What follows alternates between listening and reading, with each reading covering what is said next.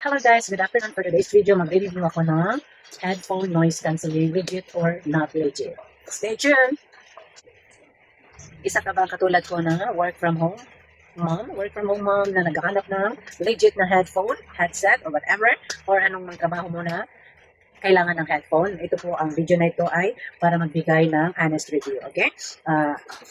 Last December, before mag-Christmas, nag-purchase ako ng isang product ng headphone kasi yung headphone ko na ginagamit is okay pa naman siya. Problema is hindi ako madinig ng aking estudyante. So, nag-purchase ako ng bagong headphone before Christmas, which is ito po, brand is Logitech and H340. Okay? So far, ang araw ngayon is January 4 until I'm still using this headphone. Pero ngayon is I'm using my cellphone to, nagre-record po ako ng sarili ko ngayon is gamit ang cellphone ko, which is ngayon itong headphone na to is nakakonect po ito siya sa aking laptop. Ito po siya. Okay, ito po yung headphone na ginagamit ko. So, itong headphone na is just, lang po, to let you know po kung talagang totoo, po siya, yung noise cancelling. So, ginagamit ko po siya ngayon sa aking pagtuturo. By the way, I am ESL teacher sa 5-1 and ito yung ginagamit kong headphone. So far, hindi to siya connected sa aking cellphone na nakakonect ito sa laptop ko ngayon. As you can see, ito po. Yan po yung headphone ko.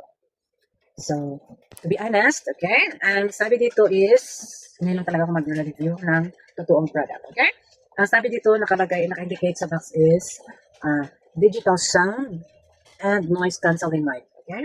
Digital sound and noise cancelling mic. And sa likod naman is, same, digital sound, noise cancelling mic, and adjustable headband, which is ma-adjust talaga itong headband.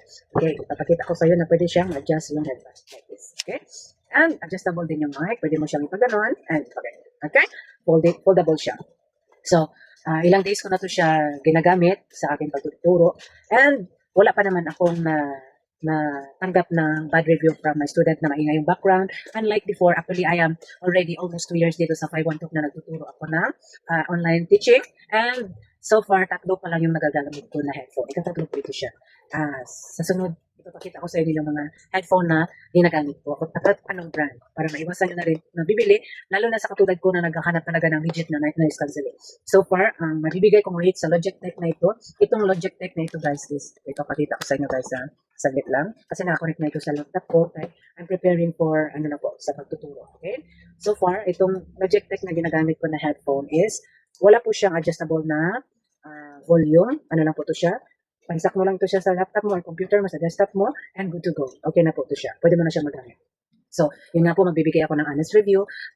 Ibibigay kong product na ito is 4-star. Kasi, hindi naman po totally na nare-reduce talaga yung ingay. Kasi, yung one time na pinarinig sa akin ng JL ko yung aking recording, kasi every lesson may recording po kami noon, pero ang makaka-access naman is yung junior lead namin. Hindi kami makaka-access ng mga teacher. Unlike before na ma-access talaga namin yung video recording na yun, na habang matuturo kami, kasi naka-record siya.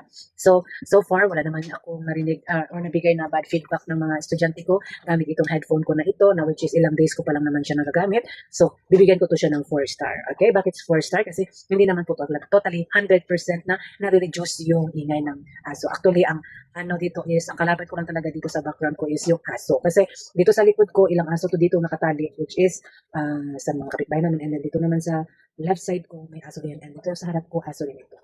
Punong-puno ng aso, palibot ng aso. Kaya kailangan ko talaga ng noise cancelling yung totally 100%. So far, nag-work naman itong aking headphone. Sana mag-long last siya kasi yung yung pangalawang purchase ko nga headset is lang siya, 6 months lang siya nag-last. Then kaya pinalitan ko na siya kasi hindi na ako matinig ng aking estudyante. And maybe next video i-review ko yung product na yun.